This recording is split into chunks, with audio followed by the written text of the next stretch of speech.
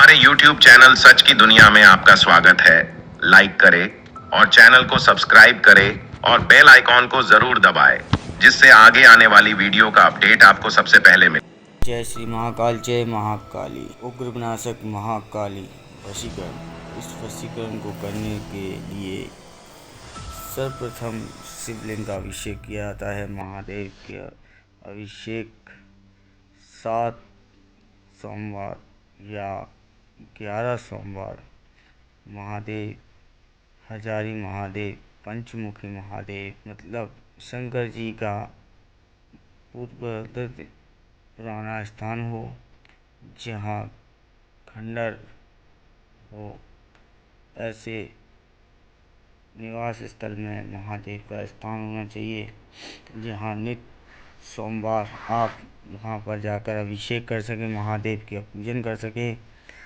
महादेव का पूजन करने के लिए दूध, दही, मेवा, मिष्ठान, चंदन का तिलक करें और 11 सोमवार करने के पश्चात महाकाली की महामंत्र का उच्चारण करें। महामंत्र है ओम ह्रीं क्लीं ह्रीं चामुंडाय विच्चे नमः। यह मूल मंत्र है और इसको करने के लिए जैसे कि यक्षिणी योगिनी साधना भी इन क्रियाओं से की जाती है।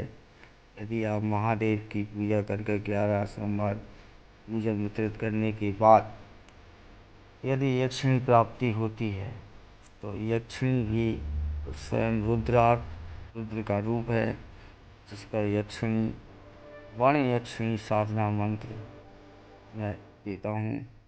ओम नमो भगवते रुद्राय चंद्रयोनि स्वाहा। रात्रि के समय बड़े बड़ के वृक्ष के नीचे बैठकर घंटे यानी 2 घंटे पहर तक इस मंत्र का जाप करने से महादेव की कृपा से आपको यक्षिणी प्राप्ति होगी। यक्षिणी चाहिए तो नित्य प्रतिदिन इतने ही समय तक करना चाहिए। यह जाप 1 लाख करना चाहिए। नित्य प्रति जाप के समाप्त होने पर कंजी से मुख योना करें, मतलब कंजी की दातुन करें, जिससे मुख साफ रहेगा और इसके बाद यक्षिणी खुश हो जाती है और बहुत से बहुमूल्य प्रदान करती है। महाकाली की उत्पत्ति भगवान शिव के द्वारा ही हुई है। एक समय की बात है कि जब भगवान शिव अपने आराध्य के योग में लगे हुए थे, उनको मन ही मन बात कर रहे थे। उस समय उनका अपने पूर्वजों का योग दिखाई दिया और वह वहाँ से उड़कर एक सुनसान हिमालय की गुफा में चले गए। हिमालय की गुफा में जाने के पश्चात वहाँ जलती हुई शमशान की चिताएं भी जलती हैं।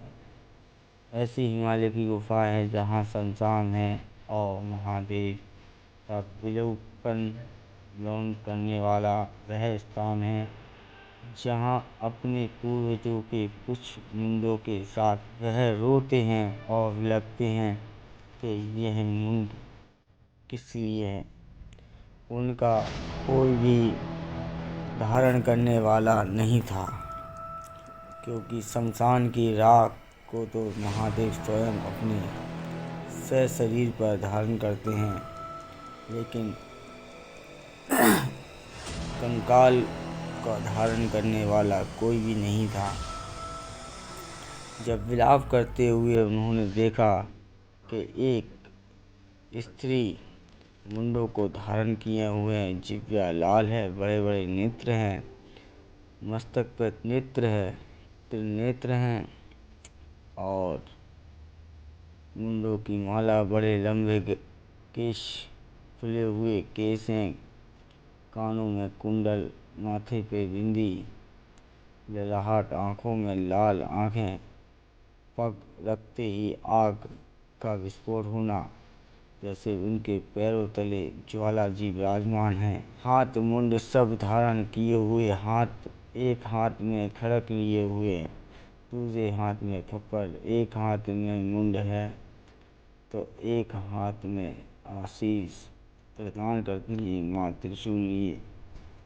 इसी प्रकार का उन्होंने दृश्य देखा तो उन्हें महाकाली की उत्पत्ति होने का आश्चर्य हुआ और फिर उनका विवाह राजा दक्ष की पुत्री के साथ हुआ, जिसे माता सती कहते हैं। सती के ने अपना शरीर अग्नि में दह कर दिया और उसी अग्नि से माता काली की परछाई उत्पन्न हुई, जिसे महाकाली कहते हैं, वन विनाशिक महाकाली।